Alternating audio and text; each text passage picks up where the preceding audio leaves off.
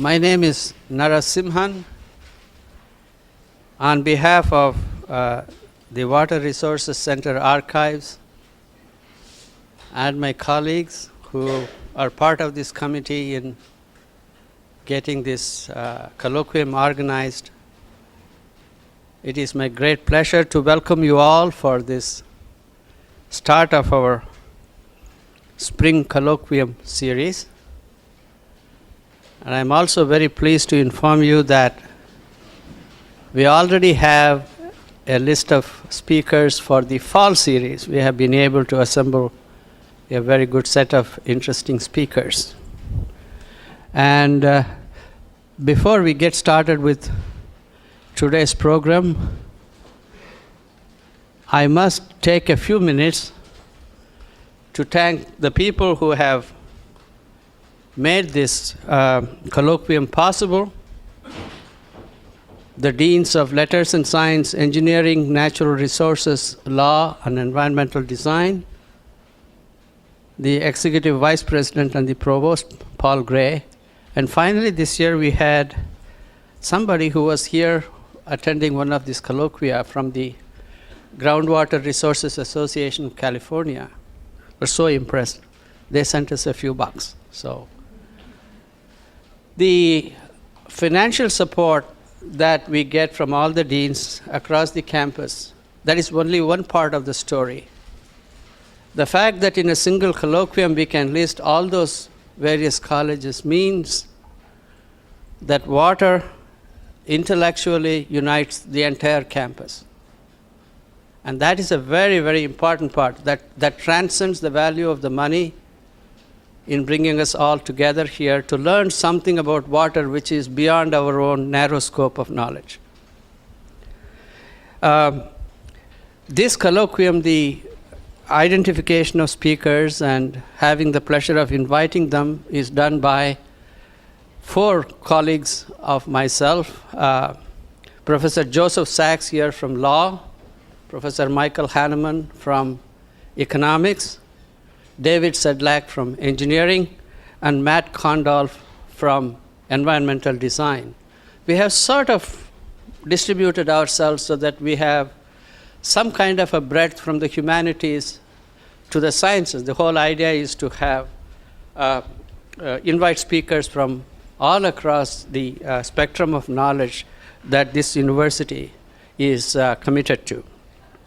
And finally, putting together this, there is a considerable amount of logistics and practical planning, and that is spearheaded by Linda Vida, who is our director of the Water Resources Center Archives, and assisted by Nancy Nowitzki, who takes a lot of effort in making this a success.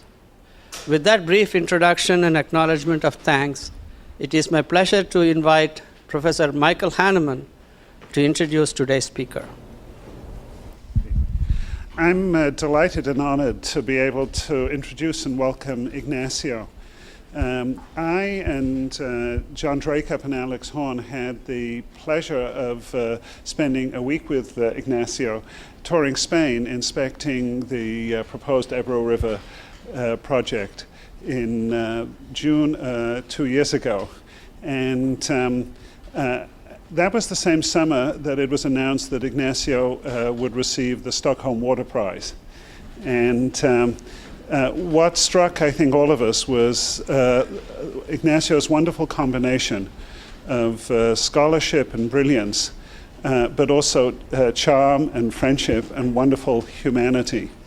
I think collectively, in the space of 5 days, we ate approximately 80 or 90 courses, which has to be some sort of record.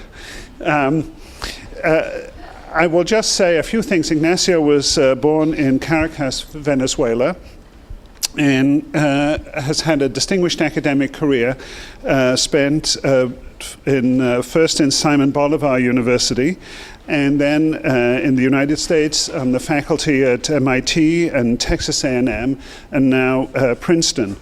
He has been a member of the National Academy of Engineering since 1988, the Mexican Academy of Engineering, the Royal Spanish Academy of Sciences, and the Third World Academy of Sciences. The Stockholm Water Prize is perhaps the most widely known prize, but he's won many other very distinguished prizes in the field of engineering, including the Horton Medal, the McElwain Medal, and the Hydrology Section Research Award of the American Geophysical Union, the Huber Research Prize, and the V.T. Chow Award of the American Society of Civil Engineers. I possess a copy of, I think, his most recent book, which I got some years ago because I read a review and it sounded fascinating. And I can tell you it is fascinating, though I don't understand a word of it. But Ignacio really is a brilliant scientist and a wonderful colleague and human being, and I look forward to his talk. Thank you.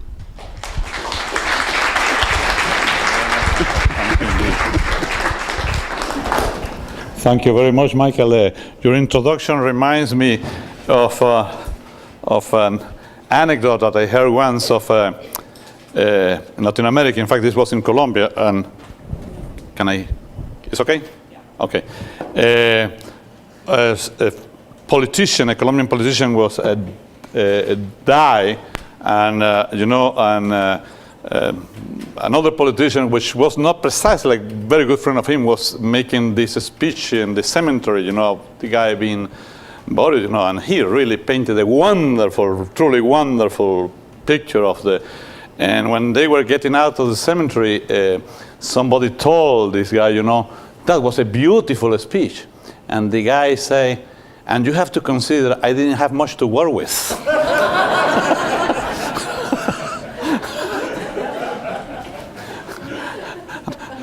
And no, but seriously now, was the friend speaking and nothing else. It is a great honor and a pleasure to be here today, and both in this colloquium and in Berkeley, where I have many friends which I deeply admire. And the topic of my talk today is Frontiers of Hydrologic Science for the 21st Century. And thinking in the title, there is a mistake there. I should have said some frontiers of hydraulic science, or a biased perspective of hydraulic science for the 21st century, because certainly it will not be an exhaustive type of review or anything like that. I will be touching upon some areas in which I cannot say are more important or less important than others. The only thing I can say is I like them better than the others. And I think the best reason to do research is to be in love with what you do. And after that, you care about the importance of what the hell you are doing. But the first condition, especially the students in the audience, is you have to like it. And if not, nothing good, really good, is going to come out of it. And these are topics that are close to my heart because I like them. And so it's some frontiers of hydrologic science, or a biased Ignacio's view of hydrologic science for the 21st century. And hydrology research and hydrologic science, whatever. And when you think in hydrology, and hydrology is really, more than anything else, is one of the geosciences. And for many years was really not really geoscience, was really an appendix of hydraulic engineering, for good or for bad. I think for bad. And it took some time for hydrology to pick up really in the very late 60s, early 70s, but did it very strongly. And this is not the only case. There are other disciplines like that. And when it did, it has really flourished. And but again, it has an aspect which is the science, the geoscience part of it, and another part of it which is more located into the engineering or the water resources management of it. And hydrologists are not ashamed of any of the two. And thinking on both, probably the entity that brings them together the best is the concept of a river basin, which is really, is of extreme importance. And I'm not going to be talking too much about why is that important, but it's obvious. I mean, most of us humanity lives around river basins, and most of the riches of the world are around river basins. And besides, river basins are beautiful. And so the first part of it, I will be trying to intertwine a message that the excitement of hydrology, the frontiers are going to be in those boundaries that overlap in which you don't know which one is which, between hydrology and the geosciences, hydrology and ecology. And at the end, I will try then to pose as probably the biggest, at least in my own very biased outlook, one of the biggest dreams in the years to come is precisely the combination of the dynamics of those three very wide open things, which are geomorphology, hydrology, and ecology, in one integrated type of dynamics. That's easy to say, and it's easy to say to frame it in words. Now, what do we mean with that? And how can we take a look towards the future from that point of view, is what I will be talking here today. So let me start with river basins, and then I will talk a little bit about that, those things, advances that have taken place in the last few years in that linkage between hydrology and geomorphology, how much excitement is there, how much, a lot still needs to be done in there. And after that, I will go somewhat to the other part. River basins are not only geomorphology. River basins are the drainage network, are the hill slopes, but it's also the vegetation and the biota and the whole ecology that is part of a river basin. Let me get into that also. How can we see those elements or those ecological dynamics through the eyes of a hydrologist operating in many parts, but even more specifically in the river basin. And then pose the challenge of how can we at least dream too that the next generation will combine those three dynamics into one integrated one. This, by the way, will not be done if we follow the traditional approach that hydrology took for some time as an appendix to hydraulic engineering, in which we learn a lot about how to model river basins in a one-by-one case, in which we could apply some principles to different segments of a river basin, put them together in a big computer type of model, and then tend to produce scenarios of floods and droughts and this type of things. That's interesting, nice, and all that, and very useful, but they will not produce the breakthroughs of an integrated view that I described before. In order to produce that view, one has to look at what is really the fundamental reasons of why things are the way they are. And that's where I want to address my talk today, which will have probably more questions than answers. And starting with river basins, these photos are from a great geomorphologist here in the audience, Bill Dietrich, who very kindly gave it to us for that book that Mike very generously bought and contributed to my... But you bought the soft cover. You see, the hard cover is more expensive, all right? I did notice that, Michael, okay? And river basins come in all kinds of shapes and forms.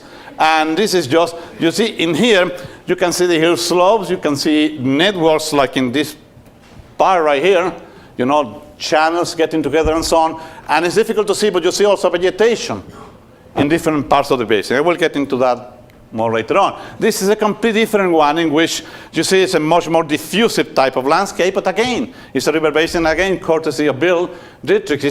But again, you say, hey, those are extremely different. The scientific question is, what do these guys have in common? Is there an unity behind all that fascinating, infinite variety of shapes, forms, and landscapes that we see in river basins? If there is one that, as a scientist, you dream there is one, which is the one? How can we go and start looking for that one? Even if you go, those were large river basins, you can say these are very small river basins, and very peculiar too. I mean, these are very, very, very directed type of little trees. Of course, that's just the whatever is the name of that in a road. Talud. I don't know the name in English, but you can see, there are many of those in there. Okay. Again, regardless of size and shapes, can we find some kind of unity in there? This is the Yangtze River, courtesy of NASA, and when you look at it from above, again, it's impressive. You say, wow, what the level of dissection, how many dendritic structures in there, what kind of game is nature playing? What made possible to at least to start dreaming into tackling this type of problems, well, I think among many things, there were two important things. One was the occasion, I mean, the fact that nowadays we have wonderful data of geomorphology kind and also vegetation type. I'm talking here more about, at this moment anyway, about the geomorphological aspects of the thing in the form of DEM, digital elevation maps, which are just computerized maps, remote sensing type of thing, which all the United States is in 30 meters by 30 meters, Now we say that and we take it like for granted, That's an absolute marvelous thing. To have a river basin like a small or large, like the Mississippi or like a small one, in a 30 meter by 30 meter in which you have the elevation of that particular, every pixel of that basin. And now 30 meter by 30 meters is standard. Right now you have quite a few river basins where you have 5 meters by 5 meters. Can you imagine 5 meters by 5 meters? And then it's very easy to, from there, to have this software that puts lines in the direction of maximum steepness, how the water will flow, and then, draw the river basin from those types of digital elevation maps. That was one thing. And the other thing that came out a little bit earlier than that maybe, but more or less in there also, was the arrival of fractal geometry.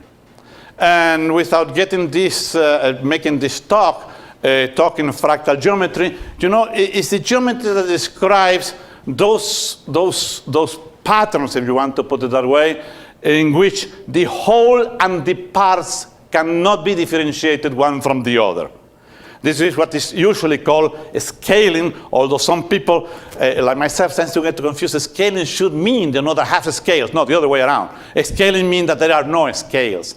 So the whole and the parts are really statistically the same, and you cannot tell who is who, which is which, except if somebody gives you a scale in the figure you are looking at. With those two things in hand, then one was, the pushing of all this area really became possible. Okay, and if you look at a typical river basin, you see this dendritic network, and which is very common in nature, in which you have a pattern of small rivers getting together to make larger rivers, and so on and so on and so on. And it's not very different. For example, these are some trees in Princeton, not the best time of the year, by the way. And if you forget about the third dimension, there are dendritic patterns in there which have differences and similarities with the one I showed before.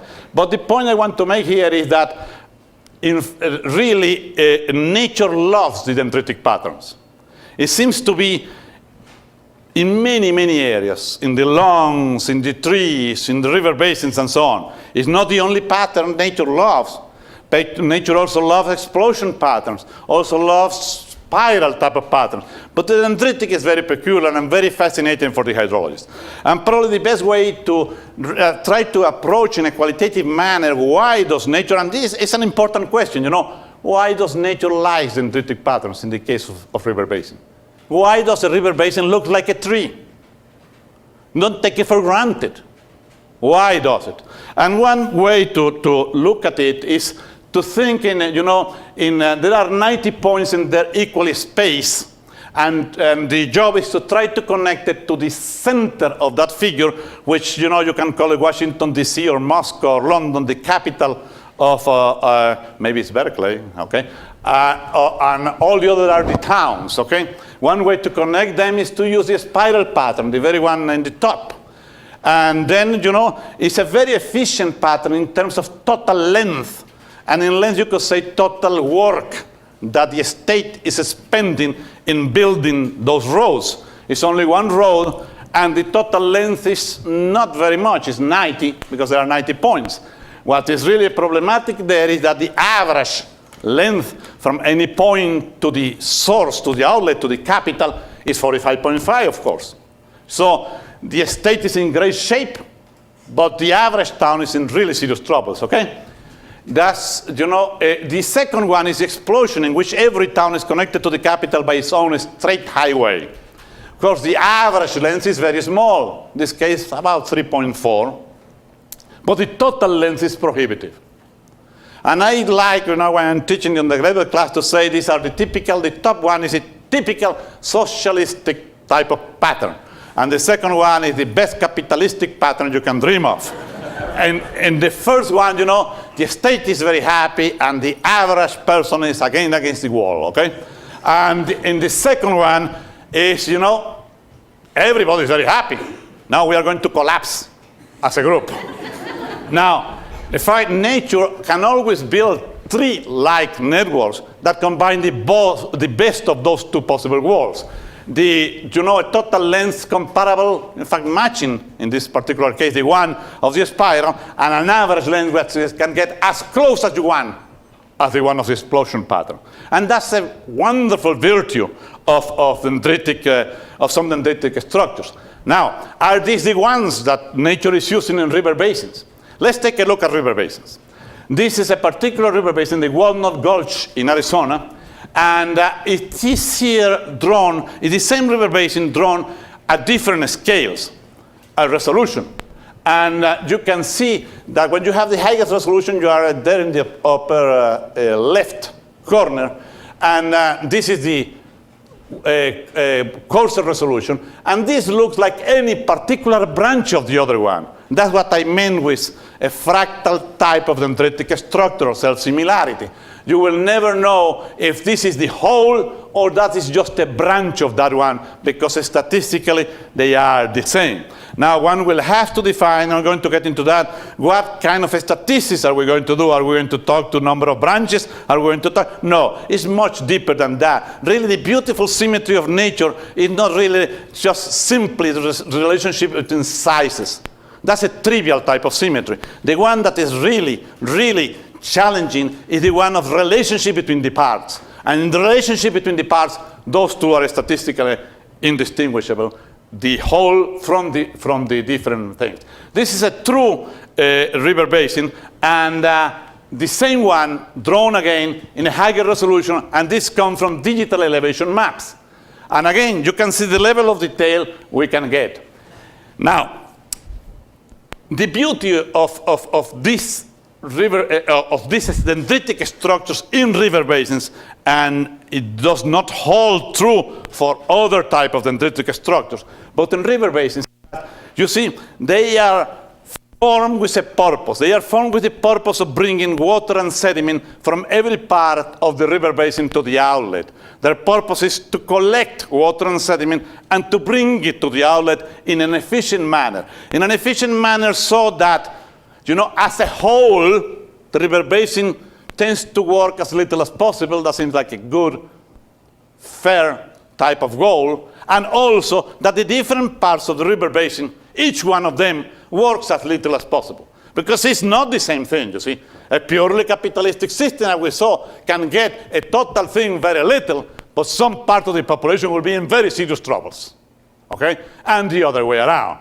So, I will get a little bit more into the details of that, but the fact is that when you put that into equations, you can, in fact, predict analytically that there will be a full richness of probabilistic laws that describe the structure of that tree. And coming out from expenditure of energy that water has in a channel and these type of things, you can do the analytics and then start saying, look, any network in a river basin will have the following property as an example, because there are many of them. When I take any point in there, any point, and I measure the upstream contributing area, that's a random variable. But that random variable has a probability distribution, which is a power law, meaning in log is a straight line with slope 0.43. And that's a real case.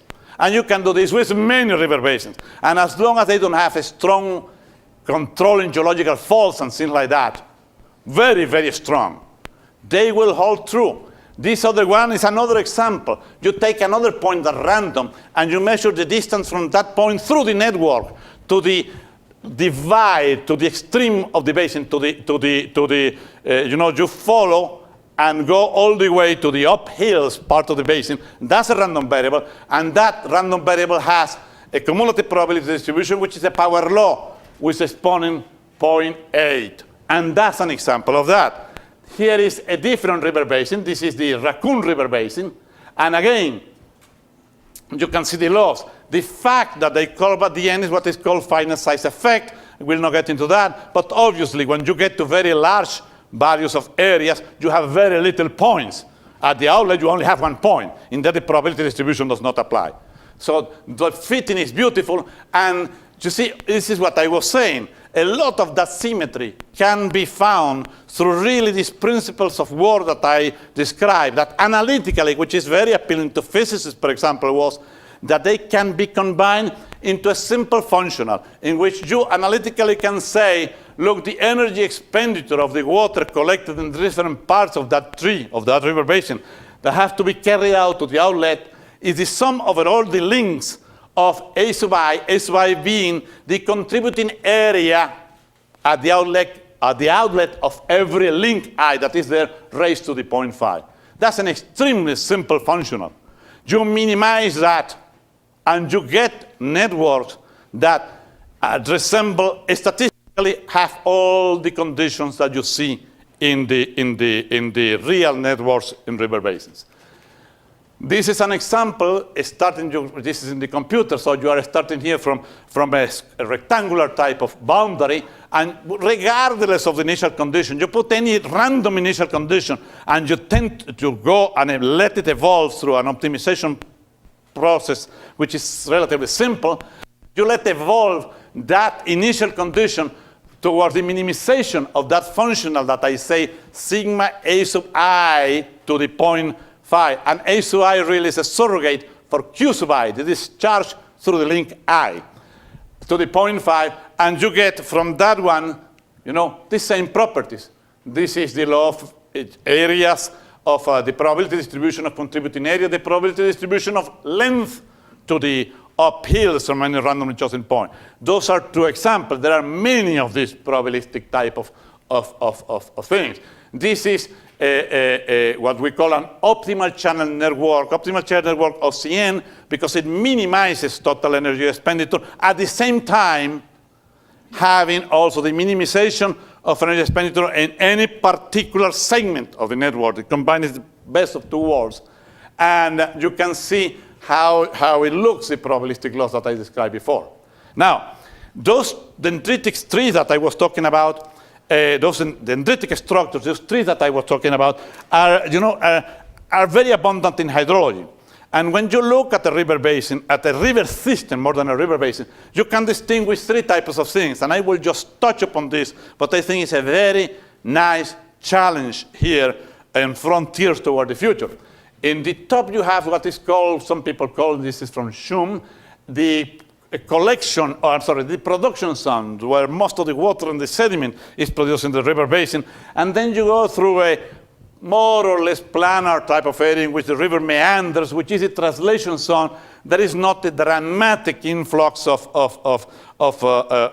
sediment and water. There could be, but in general, not that much. And then you get into another area, which is the deposition zone, in which, again, many times the river system opts for the dendritic network. And that resembles very much also a plant. There is not just pure chance that that type of a structure resembles a plant, in which in here you have the roots, in there the structure in which photosynthesis takes place, and then there is an area there, the trunk of the plant and so on, which you could call it the translation zone. What are the similarities between the 2 I will not explore today, but immediately opens the door for comparison between 2 structures that are very different, but nevertheless have a lot of very, very common things. One thing to notice, though, for example, is also another challenge, is that this dendritic structure here is very, very different of the one upstream, the one in the top, in the river, in the river basin as such. In the deltas, you have all kind of loops. Gravity is not playing, topographic,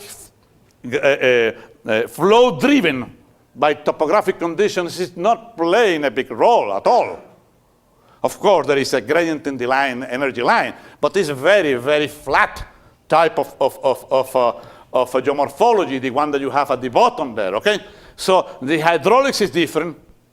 The expenditure of energy is different. What are the principles that control that second dendritic structure are very different of the one that control the top one.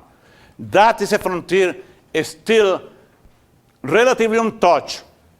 As much great work has been done with deltas, there is still a need to link that to general type of principles that will be successful describing that type of structure. This is just a table to show us an example that, if you take different type of river basins and you measure the energy expenditure in terms of energy units through this functional that I described, and from the maps, and you will have this here from the digital elevation maps. You start with any kind of initial random condition and let evolve the minimization of energy expenditure, you get values that are somewhat below that, but very, very close. I mean, you can never beat an optimization program, a truly great optimization program. Nature will never beat. Besides, nature, even when it tends to work in optimal conditions, it works under feasible optimal conditions. Not everything that is optimal is feasible in nature. So you expect to be lower than that. I will not get into more of the feasible optimality type of thing, which is a very interesting and useful concept for this type of things. Now, again, there are other types of dendritic structures which do not show self-similarity. And this is the Lagoon of Venice and the trees produced for tidal regimes in that lagoon, in the bottom of the lagoon. And those, maybe some of you can recognize it, the airport is right there, Marco Polo Airport, and it's a complete different system. Very, very different system, and then one that poses very interesting challenges. Here are deltas. I think, I'm not sure that this is from NASA, that is the Bangladesh coast. And again, the trees that you observe are quite different. You can observe look at that one in the right, all kind of loopy areas and islands inside islands and this type of thing. But again, has something which it still hasn't been tried in depth, but I believe there is a fractal structure there responding to some very particular dynamics of deltas. I did say that these dendritic structures has some very important characteristic, which was the fractality, the self-similarity, the statistical, the probabilistical identity between the whole and the parts. You cannot distinguish what is the whole and what is the part, except if they give you a reference scale. Well, that not only goes into the shape of the trees. It's much deeper than that. When you take a particular water course in the upper part in the river basin itself, in the upstream part, you find also fractality, self-similarity in the river course itself. And this is not a river, but this is from Nakano, in the analysis of the coast of Japan. But it's the same thing for a river basin. And I rather like this example. You see, what he has here is a map. This is a scale from 0 to 10 kilometers, it's that thing in there, and that part of northeastern Japan. And then take this little piece in here, just this little piece. And then analyze it in detail, and it's that. Statistically, this is the same than this. So again, the whole and the parts are the same, and you can go forever in this resolution, You will take another little part in here, and you will analyze it, and again, and again, and again, and again. That is self-similarity, and that is fractality, both in the course of river basins and in the shape of coastlines. Not only, this is an important point. That is in the river basins, again in the upstream part. This, I don't know where this comes from. Yeah, but I don't know where did I take it from. I should put it.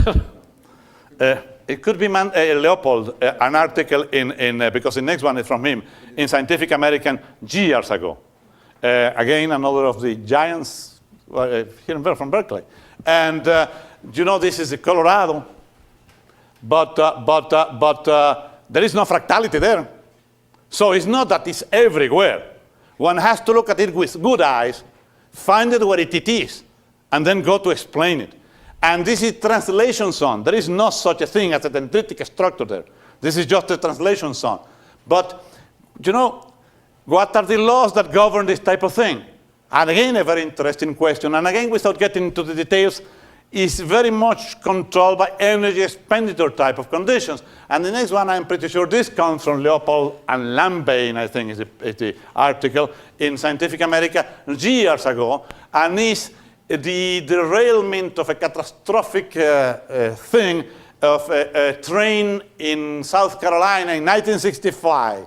And there are 30 adjacent cars of the train that suddenly went from good amount of energy, bang, to zero energy. It had to be dissipated.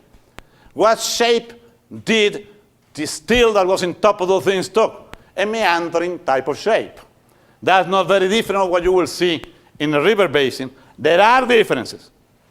And the important thing is, which are they and why? But this, again, the concept is there. Not only in the river basin, that beautiful girl there is my daughter, and years ago, and the landscape in the back is this Pico Espejo in Venezuela. It's a very beautiful area. Pay attention for a moment to the landscape and not to the girl, and you see, this is not very different from this. Okay, this one was computer generated. Completely computer generated. That's an artificial thing. And again, this whole and the parts are not different. Maybe it's better than this come from Voss. And it's again, it's self-simulated now in the landscape, in the hill slope. And what the only thing he changed in this figure was, of course, you know, you have to add the shades and the snow and all that, was the degree of roughness, which is just one parameter. So you can do now beautiful landscapes in pictures and so on with very simple programs and just add the color. Okay, that's one of the challenges, that linkage with geomorphology. But they say, you know, the one is the linkage with geomorphology, those, and all the wonderful landscape, the scientific and geographical also landscape that all this opens to hydrology. What about the other one that I want to consider here? How about this linkage with ecology, which in a sense has even been less explored than the first one? I think it's going to be one of the, I am in the record saying that I think it's going to be one of the true great frontiers of hydrology for the years to come, is what we call, some of us call it anyway, ecohydrology, which will be the study of that hydrologic dynamics responsible for ecological patterns and processes. I don't mean to say that all ecology is hydrology, no. But I will say that there are important ecological patterns, especially in some parts of the world, and especially in some geographic locations, in which hydrology plays a very dominant role in the ecological patterns and processes. That hydrologic dynamics needs to be studied in detail, and we are really starting to do that. Probably the one way to start thinking about this is to see, you know, rainfall, one could also say snow, but whatever, you know, rainfall, which is varying from year to year to climate fluctuations. And in here, you know, you connect with climate change and all the challenges that climate change will pose for that. Then you need a variable to study how those things impact the ecological dynamics that I have either in a river basin or in a savanna. And one variable that immediately comes to mind is soil moisture. If it's a water control ecosystem, you know, that water controlling thing will come to the variability of soil moisture, which in turn controls the response and adaptation of vegetation in this particular type of ecosystem, which are extremely important. Now, this is an example to show what I mean. This is a long-term rainfall record annual in Alice, Texas. I am not talking here about Sahel, Sudan, in which will be much more spectacular than this. But this is fairly common. From 1940 to 1960, you had a dry period. Not all years were dry, but it's a dry period, obviously. And from 1960 to 1980, you have a wet period. Not all years were wet, but you have, you know, the whole 20 years, it's a wet period. Question is, how do these fluctuations impact vegetation? And this is from, oh, that's a terrible one. This is a, used to be, anyway, a slide of that savanna in Texas. You have a matrix of grasses that one cannot see, and all kind of trees in there. And in that savanna, 3 sites, and this was done by Steve Archer, now in the University of Arizona. He took 3 sites and through a very painstaking analysis of photographs that had been taken every 6 months, aerial photographs, recorded the percentage of woody cover in 3 sites, you see. And at the end of the dry period, you are here, the percentage of woody cover is small. At the end of the wet year, you are here. You see, I am not saying that grazing, fires, all of that, I mean, all that plays an extremely important role. I am saying that in many of these ecosystems, the driver is climate fluctuation. And here you can see it fairly well. The very serious variation, and you don't have to wait for 200 years, that you find in the pattern, the structure of the vegetation after 20 years of it was not a terrible drought, by the way. You saw it before. And this was not an extremely wet period. But there were wet and dry years. I mean, a dry period and a wet period. And how the vegetation immediately responded. Not only in time. A very important thing also, and a very interesting thing, in some of this anyway, is the spatial structure of this vegetation.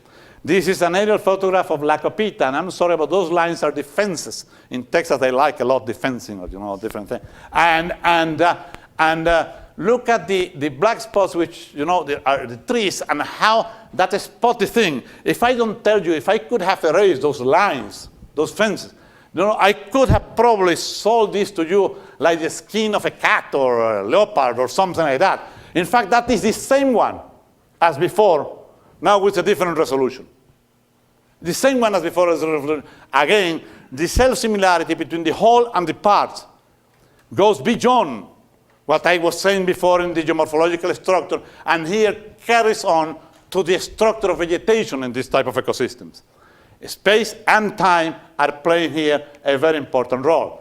In the Barro Colorado Island, this is from an ecologist, Ricard Solé. The first one, this is from ourselves, this other one here. That one is the distribution of the gaps. Gaps are very important in ecological evolution. You know, when a tree falls and kills those around, you know, there is a succession, there is a colonization, etc., etc. You want to know, you know, how big, how frequent, what is the size distribution of those gaps in order to study a lot of the dynamics that takes place in this type of forest. And that that one in the upper corner there shows the distribution of those gaps. That's a very particular distribution. And again, this is the probability distribution of cluster sizes in Kussenberry, Texas, done by Paulo Dorico, now in the University of Virginia. And again, you know, this is a power law that goes from, my goodness, from 100 to 10,000. You are still there, you know, in a very beautiful power law behavior. Well, why does nature uses power laws in this type of things? By the way, power law, those not familiar with it, it's a very peculiar thing. Power laws are very peculiar and very abundant in cell-similar, or in fractal type of structures. And power laws describing different things. Power law for gaps, power law for clusters, power laws for areas contributing, as I showed before. And how could I say, you know, it's a very different thing of other probability distribution, you know. For example, you take the normal distribution, we are all familiar with it, you know, and you want to study the distribution of the, I don't know, the height of the person. That will follow a normal distribution or something very close to it. Why? Because, damn it, you will not expect to find somebody 2 meters, 20 centimeters very, very frequently, okay? If you find somebody like that, you immediately are thinking the Lakers, okay? But they are not around. It are processes in which the extremes are very controlled, very infrequent. They are not that extreme at all. They are not that extreme at all. Many processes, like the height of people and grades, things like that, tend to follow those kind of distributions. But power law distributions are the type of distributions in which, you know, heights of people, 3 meters, will show up. Of course, that's the reason why that power law distribution does not exist for higher people. But for example, exists also in earthquakes. This is the land of earthquakes. It's a beautiful power law distribution, and it's fairly well studied. I'm reluctant to say complete explain, but fairly well studied the reasons for the character of a power law distribution in the earthquake, in the probability structure of the energy dissipation of earthquakes, and you know how beautiful it holds for many log scales of energy dissipation. Remember, when you plot usually here a magnitude of earthquakes versus frequency of earthquakes, you use semi-log paper. But the fact is that the magnitude really is standing for the logarithm of energy expenditure. So it's really log versus log. Okay. Now, making a long story short, one can, through very idealized type of modeling, frame the probabilistic structure of soil moisture as function of the probabilistic structure of the rainfall, the vegetation at the site, and the soil characteristics at the site. And after a lot of mathematics, you can come out with something that, for good or for bad, you call the probability distribution of soil moisture under those particular conditions, where the random driver is really the rainfall, because the soil and the vegetation are there, are not random, okay? Although later on we'll see that we'll vary them random in a space, but at a given site they are random. So we did that. In fact, another student, Francesco Laio and Amilcare Porporato, two of them, did a lot of that. And Amilcare is now in Duke, and Francesco in Torino. And there was another person who didn't believe the thing and said, a lot of mathematics, I'm going to take the data. In fact, he took a lot of good data to try to see how it came. And you know, I say, how is this damn thing going to come out? And this Guido Salvucci in Boston University, and these are the results published in RR. That's a remarkable good fit, especially when the person is other different than the one who derived the analytics. Because, you know, I always like to see the analysis of the fit by somebody else than those that derive the analytics. It's kind of keeping everybody honest on the thing. Okay, now, we have some kind of probabilistic description of soil moisture. What can we do? We can do the following. We can then go into different parts of a savanna and a river basin and study how these different parts, how the soil moisture in these different parts will behave according to the climate they have, and the soil they have, and the vegetation they have. But you can play something more. You can play God and say, give me different vegetation. I'm going to have the power to put different vegetations in there, okay? And run scenarios of different vegetations on those type of soil and those type of climate to see what kind of probability distributions of moisture you will get. You can do that in the computer. Now, before we go into that, which I am going to get into that into a moment, let me also bring to this point an important fact. When you are working now, or you are looking spatially extended terrains, and are trying to look at the impact of rainfall, the links between rainfall, soil, and vegetation, specifically through the soil moisture, you really get something like this. You have a large region, or a relatively large region, in which you have an advective flow of moisture, here coming from the left, and then you have transpiration, evapotranspiration from the land in consideration and the vegetation that you have in there, that mixes, and you could assume that it mixes relatively well mixed, with the advective flow. And then precipitation falls, and you know, part of the advective flow continues. Now, the interesting part is the following. What falls in precipitation has two components. One is the component that comes from, one moisture that comes from outside the region being considered, and another component is the moisture that comes from the region itself, okay? something that transpires in there. You can do analytics with that. In fact, more noise, more uncertainty, more fluctuations are in this part, in this local component of the precipitation, because the other one is mainly controlled by large circulation systems, for example, fronts coming through the Pacific in this zone and these type of things. When you do the analytics, and what this transforms the problem is one in which you have a noisy component, one with fluctuation inside the system itself. This is very important, because then when you describe the system, you see, when you want to consider uncertainty, when you want to consider fluctuation, noisy fluctuations, and this is valid for climate, economics, or whatever, one way to do it is to put your best knowledge of the determinism of the problem, or the physics of the problem, in one equation or in a group of equations, okay? And then say, my God, now there is noise, and I'm going to add a noise component at the end. That's the wrong way to do it, but it's one way to do it. What you are doing there is getting the deterministic solution from your equation and then spreading like a little of, I don't know, soy sauce around the deterministic solution to come out with a solution which is a probability distribution, kind of a fake, in which centered around your deterministic value and with some uncertainty around it. Big deal. Okay? Now, what really takes place is thinking whatever problem you have. And you have a very, very brilliant friend, and you say, please write the dynamics for me. And he or she comes and writes this wonderful equation, or God comes over to your side and say, here is the equation, Peter. Okay? Now, you handle uncertainty. The way to handle uncertainty is to add the noise where really the uncertainty belongs. And that's not like an appendix at the end of the equation.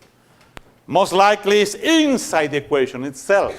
And when the uncertainty, the random term, is inside the equation itself, it starts multiplying the state variable that is represented in the equation.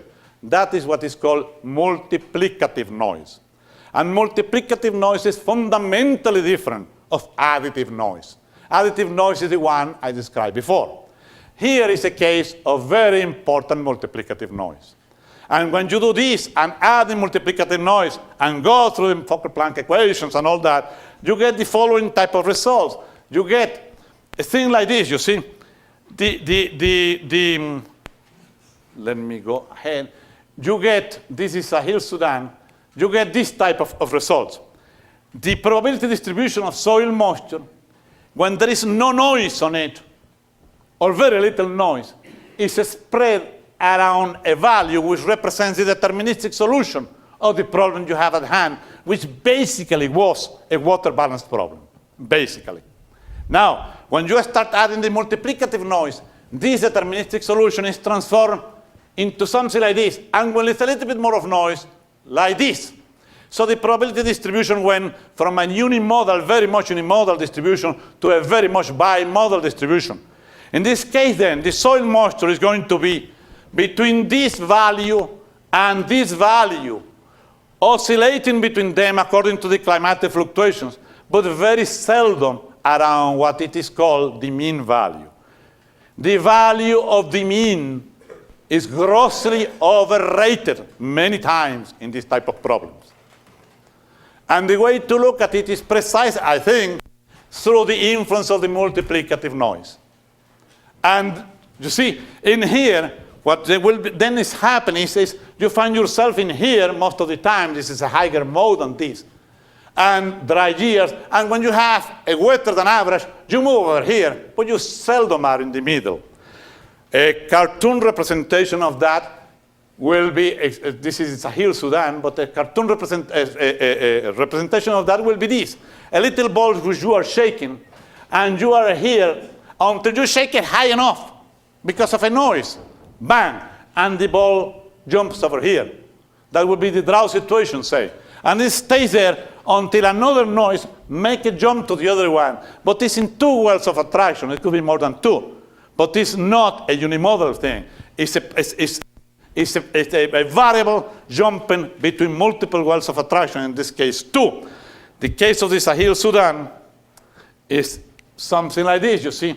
This is a specific case in which probably, I don't want to get into that, the effect of there is a feedback effect of the drought itself, which is making this, you know, this, when you look at this is unbelievable. I mean, this, from 1964, 65, this is the mean, and so these are departures from the mean. And look at this, you know, I don't know how long that drought is going to go. Forever? It's in a very peculiar, strong well of attraction. Now, running out of time, so I will try to wrap it up. But you see, the part of the, I say I was going to go into the geomorphology, the ecology, and try to finish with some a very specific idea, which is, I do think that one of the greatest and most exciting frontiers is going to be what I say at the beginning, which is going to be the unification of that geomorphologic dynamics, hydrologic dynamics, and ecological dynamics in a harmonious manner, and in which one fits in the other, none of them is independent of the other.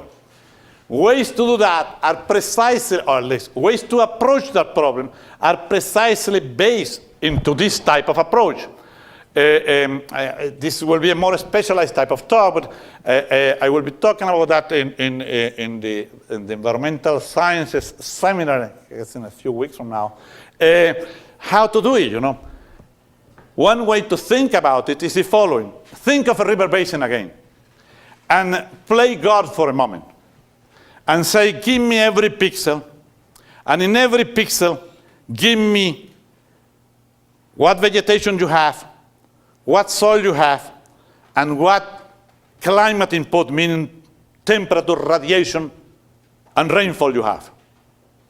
I can, through analytical techniques, describe what goes on in that pixel and analytically come with a measure of water stress if we are talking about a water stress ecosystem, pixel by pixel. Okay? Now, I can define a function that will represent the pattern of that index of water stress throughout the river basin. I won't get into the detail of that, but that's not difficult to do. Okay? Now, play God and say, I am going, say I had trees, shrubs, and grasses in this particular basin. I'm going to spread them around in a random fashion. Okay? And then I can define, again, the same water stress profile throughout the river basin. You will expect the water stress profile of this random case that you are playing as God to be considerably higher than the one nature has. And in fact, that's the case. Big deal.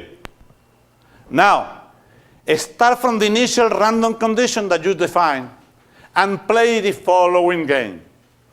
Play the following game of choosing at random a pixel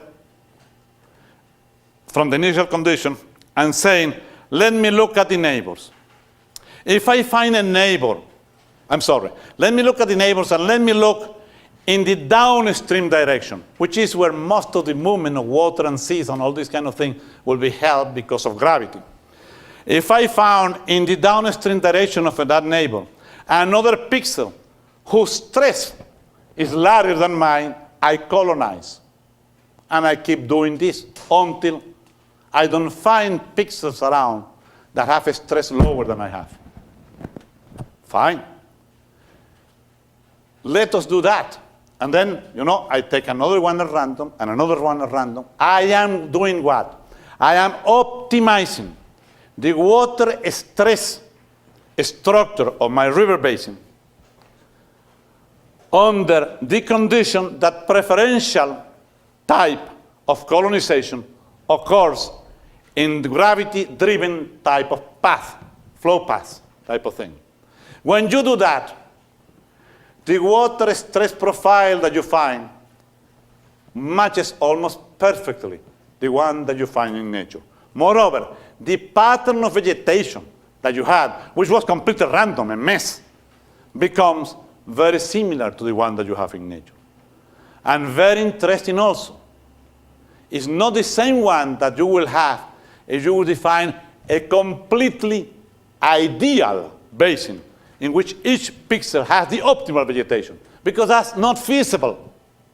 What is feasible is to start from somewhere and you colonize what you can colonize. You cannot colonize other things. So you have a pattern of water stress which is very suboptimal, which is totally random. One which is wonderful, which is a total ideal. Okay? The difference between them, which will be controlled, that gives you a measure of how much can you improve the situation, or how much the situation can worsen. And then a pattern of water stress, which is the real one between these two limits, and the process I described before matches very well that, both in patterns and also in the water stress distribution. This, which is being carried out by Kelly Kaylor here in the audience in Princeton, is for me very exciting, because brings together the hydrologic dynamics, the ecological dynamics, and the geomorphological dynamics for river basins in an integrated framework. Will it work in all places? I don't know. But certainly, it's a beautiful thing to try, and I'm very excited about it, and I'm running out of time. I will close right here, and I thank you all very, very much for all your patience. Thanks.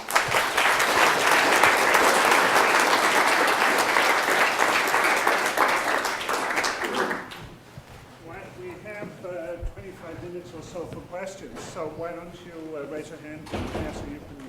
Please. I have two comments. Can I turn that down? The first comment is that what you are describing is what I believe went between Leibniz and Laplace. Between whom and Laplace? Leibniz. Okay, Leibniz and Laplace. Laplace said if you know something at every point, you can do fancy differential equations and solve every one of them. Leibniz said that you can take the whole system and take energy as a scalar. You don't have to worry about vector. Minimize the energy, you get variance. That's how variational calculus is born. That's somewhat reflects. The second comment I have is that all the random processes and other processes that you talked about optimization was talking about inanimate things. Inanimate things work physical laws. But when you come to animate things and biological things, they have something called mind. They have an ability to make decisions. Organisms of various kinds make decisions. And this raises a very interesting question. Nowadays it's fashionable to say everything you can solve by complexity, chaos theory, and so forth. That all stems from the inanimate things, which were based on laws. But when you come to life, and how when you create a virus today, tomorrow an antidote today, tomorrow you create its own antibody or something, you get a more difficult strain. I'm not very sure whether these models based entirely on the concepts of inorganic, inanimate things are capable of handling what life and living things can in fact respond to. I agree that's you know that I will be the first one to say that even in inanimate things, one cannot expect to explain the whole behavior. But you know, there are things that regardless, I mean, if there are also in living things, that can be very beautifully explained. You know, when you see, you know, that pose challenges, let me put it this way, but at least great progress can be made in posing models that, you know, for example, the movements of wild beasts with this front wave propagation, you know, that has been a well-studied problem and with great success. The school of fishes and things like that, you know, there are models to do that. I am not saying that they explain the whole thing. Okay, and certainly they pose a more, you know, the larger the degree of decision that the organism has the more difficult it is to pose the equation. I mean, that's a big challenge of things like economics, in which you say, Lord have mercy on us, I don't know. I mean, you may come out with all the, with all the equations of the world, and and after that, so what? There is something always in there, a posteriori, that will explain. The economists will say, oh, we didn't take this into account, okay? Let it be computer trading or whatever, which is part of the thing. I do agree with you, but yes. On the taiga in northern Russia and the permafrost in northeastern Alaska, where the rainfall will be, say, less than 10 inches per year, nevertheless you get runoff, which is what, 90% or so, where the water percolates down through the sphagnum mosses and then permafrost and then goes into a river basin. Does your dendritic model hold for that? In other words, is there even a dendritic pattern in something like that? It's a very good question. My honest answer is I don't know. You see this, because in there, you see the energy expenditure type of mechanism is very different of the other one. Another question, will you expect? Suppose I haven't seen photos from Mars, but suppose you were going to get.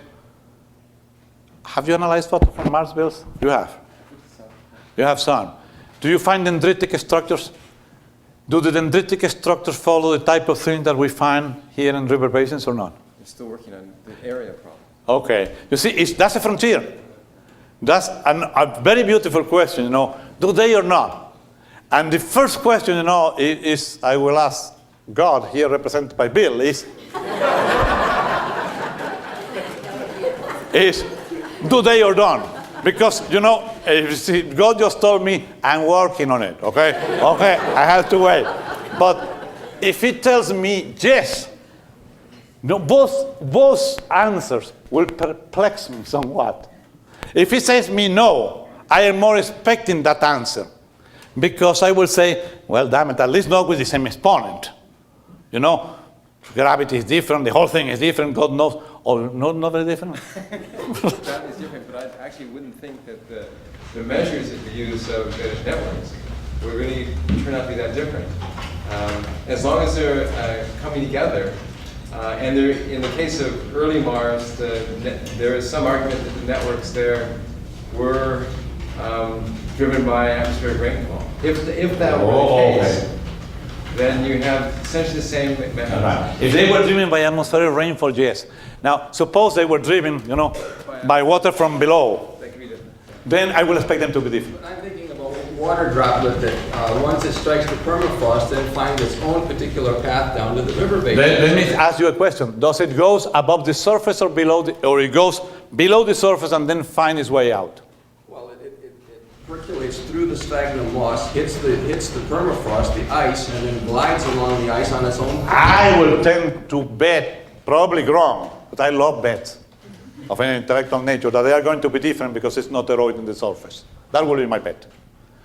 But whatever the answer, is a very interesting question. And that basically is the question, I guess, of Mars. What is the structure of this network? Not only that, it could shed also light.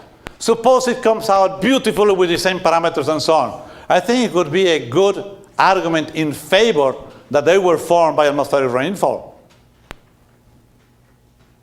coming from above. Suppose they turn out to be very different. I guess the opposite argument could take place.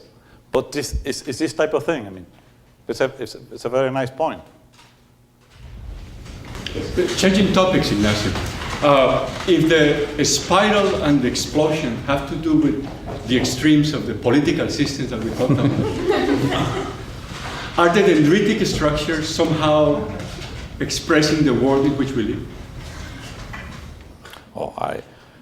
If I were Tony Blair, I would say, of course, that's the Labour Party, okay? But in this country, I don't know. Really, in my native Venezuela, although I am American now, I could give you an answer, I will say none of the dendritic pattern does not exist there, okay? Unfortunately, okay? But here, I don't know. I really don't know. It's, but take it from, dendritic patterns, I mean, is something that is connectivity, networks. In fact, dendritic patterns, trees, are a very particular type of network. It's rooted and no loops is the one that I'm talking about here, okay? But the science of networks is another thing that is exploding nowadays, in which, it's very interesting, if you look at the last decade or so, the role that hydrology has played. And rightly so, I think, in some of these areas. Years ago, you would never expect to find, 15 years ago, a hydrologic paper, a hydrologic-oriented paper in physical review letters, or physical E, or physical letters, or anything like that. Now it's fairly common. Fairly common. Why? Because what we are talking about here is really a particular type of complex system. But there are things in complex systems that go across the board. It doesn't matter the particular characteristics of the complex system. Complex systems, by definition, you want to call it that way, are systems made up of many parts, interacting locally, in highly nonlinear way, and dissipative. They expend energy, okay? Certainly, drainage networks or something like that. But there are many other things that are like that. Many other things like that, which is not that easy, is to find wonderful objective data in complex systems. And drainage networks provide that for physicists. Not only that, it's a simple after the fact system in which you can define a functional. So a physicist can go and say, my goodness, this guy said that I minimize this functional. They call it Hamiltonian. And I get this, do it, you will get it. So that has oriented, has impacted, let's say at least, considerable amounts of research in this topic.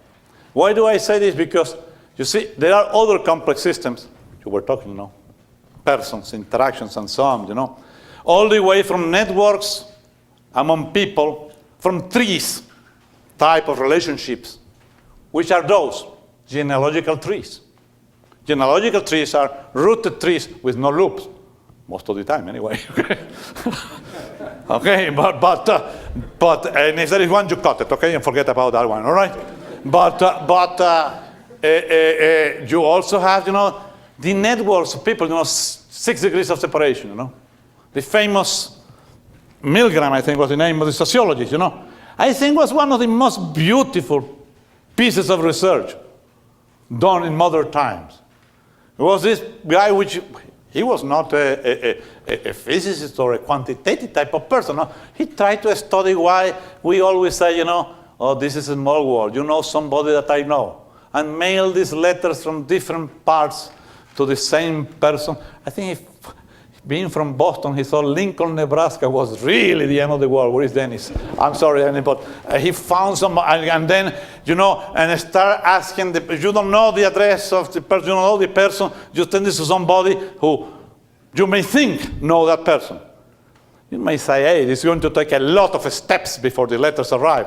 On the average, it takes 6. And so it's 6 degrees of separation. You are separated from President Bush probably 6 degrees. I don't know, but anyway, that's in my case probably more, Carlos. But but that's the idea. Although you can say what the hell does that have to do with hydrology? There is a strong connectivity there. There's a strong connectivity there. You see, in the way that propagation takes place, substitute propagation by colonization. That's what plant do. I'm sorry. And you don't colonize, from here to Moscow. You colonize your neighbors. You interact with your neighbors. You set the degrees of separation, this type of things. So the only thing I can say to your comment, which is more of a comment than a question, is that it has brought a hydrology, a lot of these points of view have brought to hydrology and hydrology dynamics with geomorphology and ecology all together into a realm of an umbrella of knowledge, which makes it extremely exciting, and which you start reading, you know, and suddenly, you know, years ago you would think, why the hell I'm going to read a sociology paper? Give me a break, you know? And now, you know, I look at sociology paper and say, just a second, are they talking about propagation of rumors? A very beautiful work is going on in propagation of rumors. That interests me heavily. Heavily. Why? I'm not a sociologist for this thing. Multiplicative noise. That has been around forever. You know, which are those things of multiplicative noise that can be used? The spatial problem. The spatial problem is an extremely difficult one. In hydrology, in ecology, you know, and how many times, Mary, you know, you see this paper, spatial dynamics. Yeah. Let me see, spatial dynamics, you know. Then blah, blah, blah, blah, blah. No, let me give equations of spatial dynamics, you know. That's a mess. But there is hope to tackle it from there, and to tackle it in an integrated manner. I think, anyway. I'm always dreaming, so. May I have one comment? Sure. All the optimization we talk about applies for an equilibrium situation. That means the system has had an opportunity to optimize the energy. However, especially when you come to human systems. No, the premise is wrong. These are systems far from equilibrium. In fact, it's an earthquake. You know, do you have to right to talk? I'm not an earthquake person. Do you have to right to talk about an equilibrium system in earthquakes? You may have long periods of stasis. I say ecstasy one time. I say, no, that's a different thing, stasis. Okay, as stasis. And then interrupted by sudden shocks, okay? Those are systems far away from equilibrium. Equilibrium thermodynamics will not apply here. I'm not talking about thermodynamics. I'm talking about mechanics.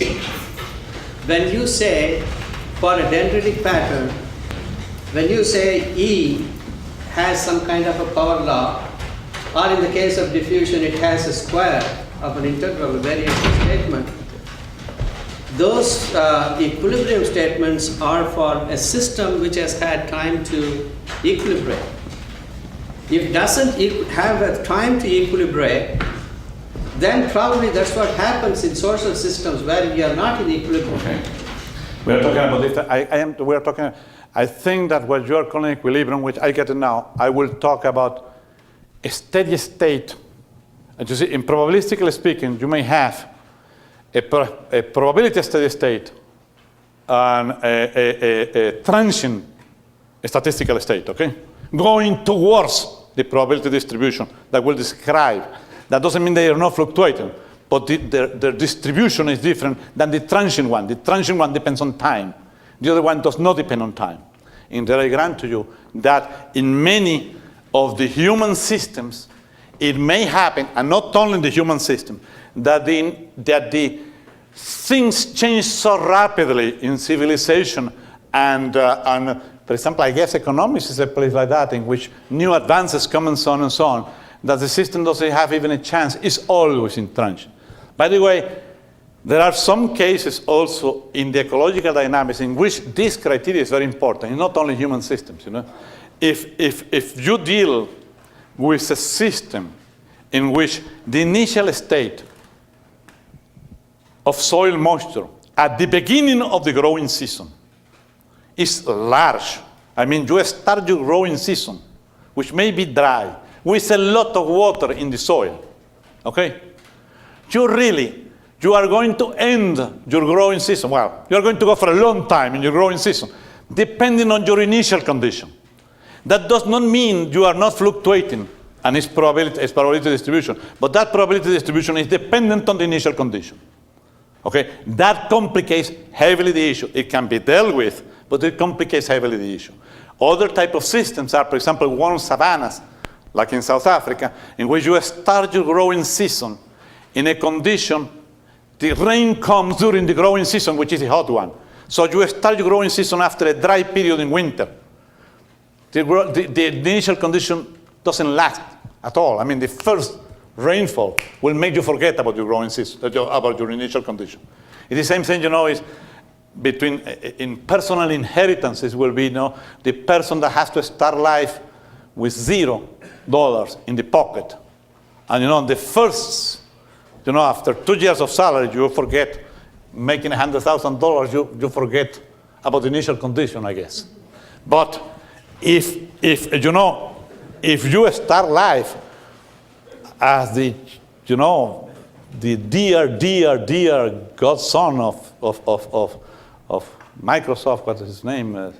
Right, and you inherit his money, your initial condition is going to last for you, your life, your grandchildren, your great-grandchildren, Do you see what I mean?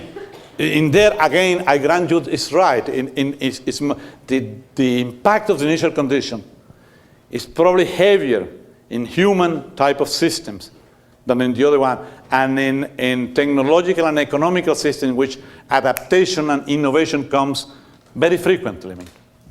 This is where mind comes in. This is for the mind of biology. This goes more than physical laws which are immutable to laws where the object itself is making decisions. I want to be careful with the object itself making decision. I work with optimal global conditions and things like that, but I tread careful in that terrain. Okay. Maybe one last question, and then. I think we scared the hell out of everyone. Well, thank you very much. Thank you.